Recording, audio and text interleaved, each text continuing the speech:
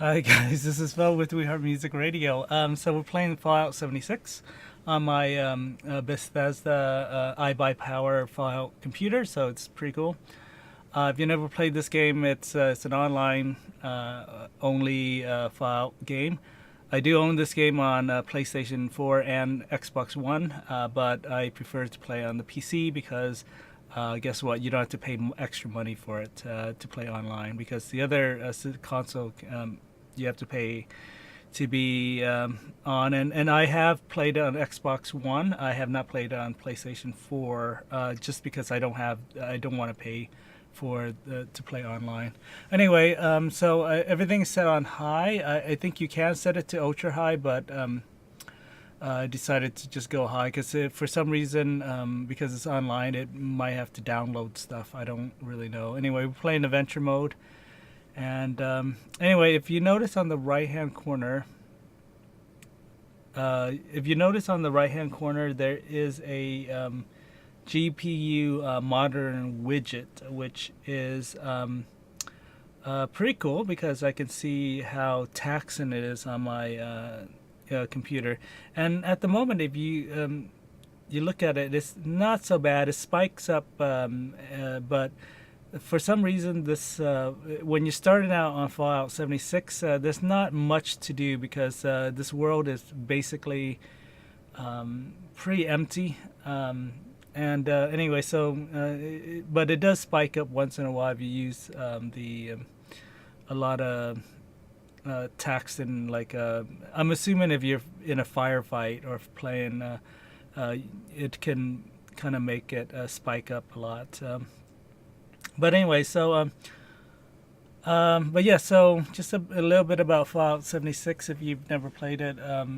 It does support ultra wide, which is great. The last game, Fallout 4, it didn't support ultra wide. You have to hack it a little to get it to play at that resolution, but natively does not support ultra wide. Which is really a shame because Fallout 4, which is probably one of the last major, Fallout game.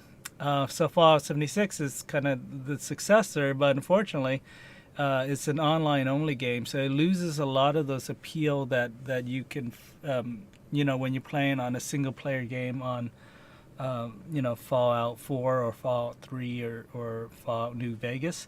That there's actually a lot of story and non-player character NPC that really tells a lot of has a lot of history and story, and the characters are just wonderful, and you can have sidekick and stuff.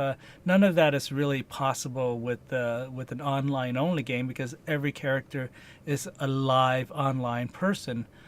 So what happens is all the NPC are replaced by robots, which is, not that amazing because, or all the stories are told by, holotapes, which, once again, if this was a single player game and it's all like kind of Myst-like and it's, all the stories are told to you by reading books or playing holotapes, that would be great, but this really isn't. This is an online game, so basically, it's kind of like crappy because basically there's nothing in this world, at least when you're starting out.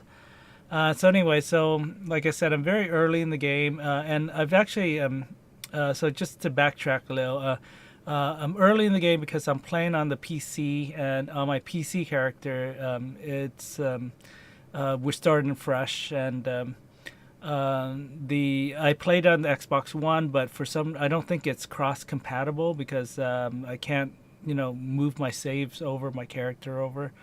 It's running off of basically Bethesda's own launcher.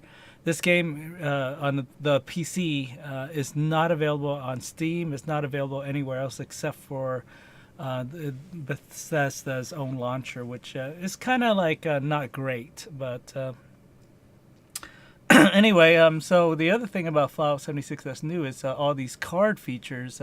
They act as your perk, and it's kind of like I don't know. I don't really like it, to be honest. I kind of prefer the old perk system, but the cool thing about the card is you can remove and add things as you need to over the course of the game. So you might have like 20 perks, but you can only equip like 4 or 5 of them at the same time.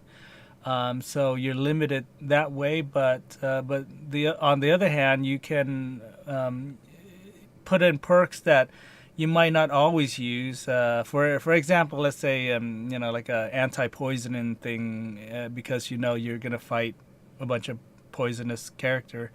That's just like an example. Then when you don't need it, you can just use a different perk in place of that.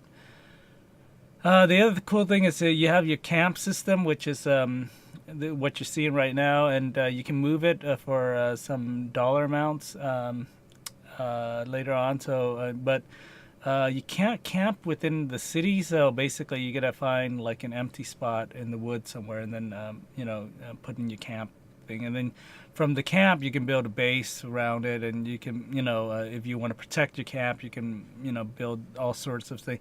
This kind of like replaces that in Fallout 4 where you're at Sanctuary and you're building things to protect that city or whatever.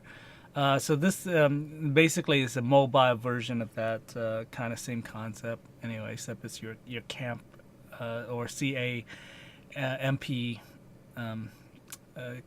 device.